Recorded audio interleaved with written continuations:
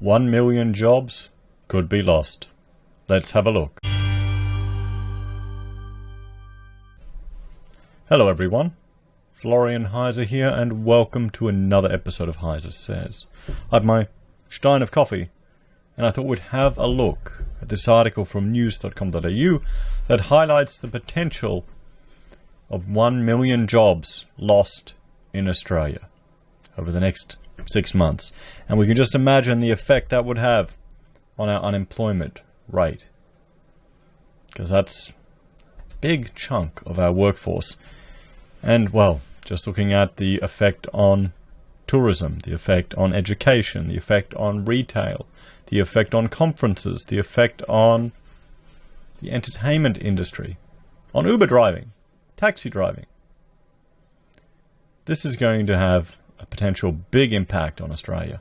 What would an increase of 1 million unemployed people have on our welfare system? How many people would no longer be able to meet their mortgage repayments, even with interest rates plunging down? We'll have to see, guys. Let's have a look at this article.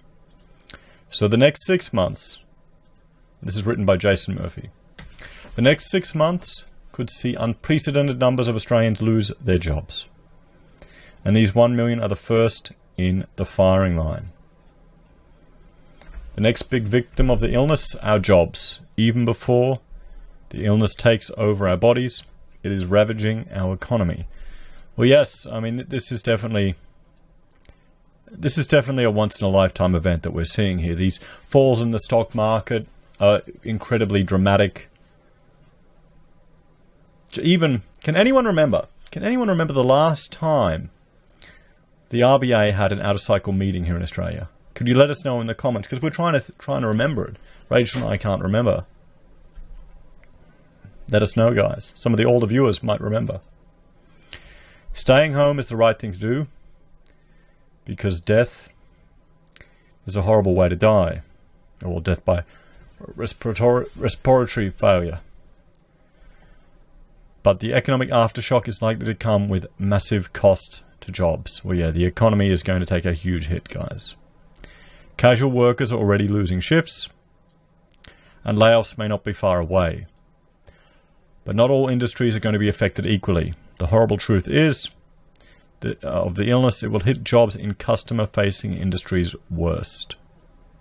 The young people who would usually be selling you a pie at the football will instead be home wondering how he's going to pay off those after-pay purchases.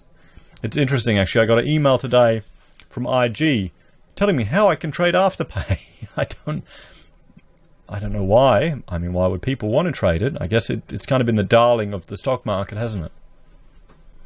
The barista who usually makes your coffee is at home wondering how they're going to pay for petrol. Well, see, I have my 7-Eleven coffees, so I'm putting baristas out of work. There are a whopping 840,000 people employed in food and beverage services in this country, and with tourists staying away and most of Australia doing social distancing, their jobs are at real risk. So, I mean, here you go. Here's the accommodation industry and the food and beverage industry. That's a large number of workers.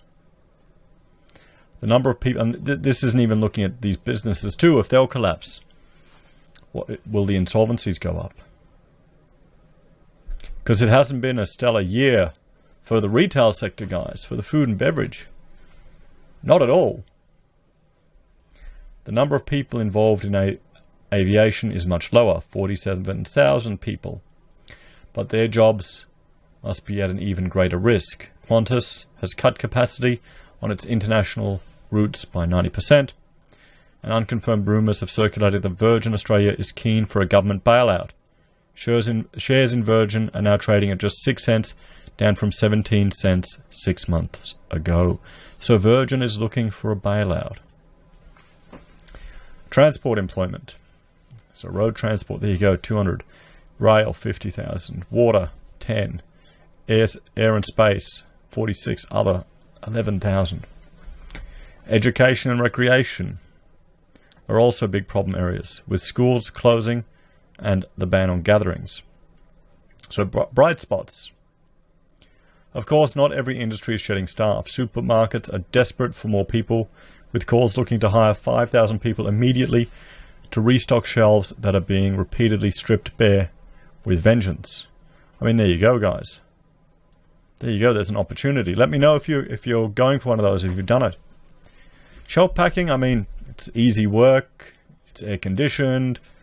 You know, you have to do it at night time, sure, but you could do it around other work. It's not that fun. I don't know. Maybe they'll let you listen to music while you do it these days. You know, back when I did it, MP3s weren't really that common. Supermarkets are also desperate for delivery drivers now that delivery slots are booked out days in advance. Hospitals are putting all hands on deck to work through elective surgeries in advance of a flood of illness cases. The healthcare sector is huge in Australia, so that is another area where jobs should be stable and strong. So nearly 1 million people work in food, retailing, and hospitals. These are the industries that are having to lift in times of the illness, and would be remiss not to mention toilet paper makers. Our two-ply is mostly Australian made, and those factories must be running hot for now. However, eventually, every house in Australia will presumably have accumulated a toilet paper supply, or surplus, and the great bog roll mills will have to fall silent for a time. Well, yeah, he's right. The second round. All of the above just describes the first round effects of the illness, the effect of people trying to avoid the illness itself. As the self-isolation drags on, the economic impact will spread. Anyone left jobless will be forced to reduce their spending. And that's when the impact goes beyond a few key ingredients and begins to undermine everyone. In an economy, what goes around comes around. A hit to one industry propagates through and becomes a hit to all. For now, many people in industries like advertising and accounting are able to work from home, safe from the illness, and secure in their job. But if their employers start losing work, the funds to pay those wages may dry up, and the impact could be big.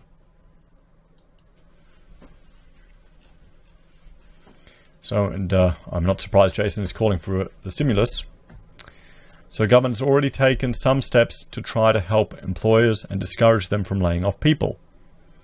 This is probably helpful, but will it be enough? Time will tell. In the meantime, New Zealand has announced a much larger stimulus than Australia did, 4 times larger on a per-person basis. New Zealand Prime Minister Jacinda Ardern said the package was relentlessly about jobs. It's our motto our government might do well to adopt.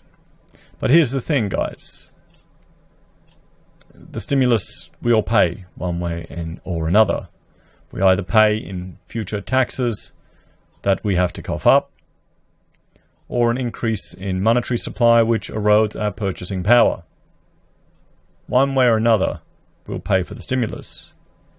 But the question is that future payment, or that erosion of money supply, is it a better pill to swallow than the potential for widespread economic damage if 1 million people in these industries are in the firing line?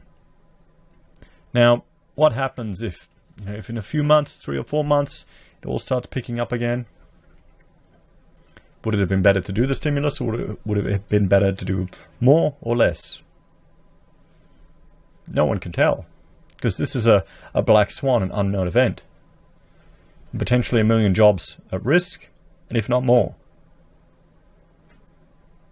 So guys, let me know your thoughts and opinions in the comments below. Do you know people that are exposed in these industries? What are they doing? We've got family members that are working at the airports that are, they're cutting hours. They're being told to take leave.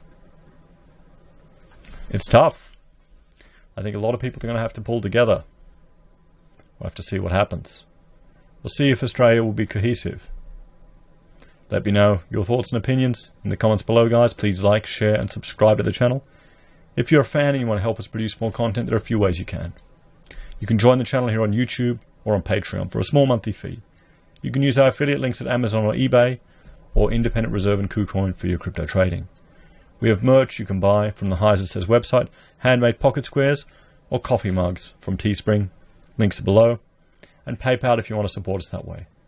Thank you all very much. Have a great day. And I'll see you next time. Bye for now.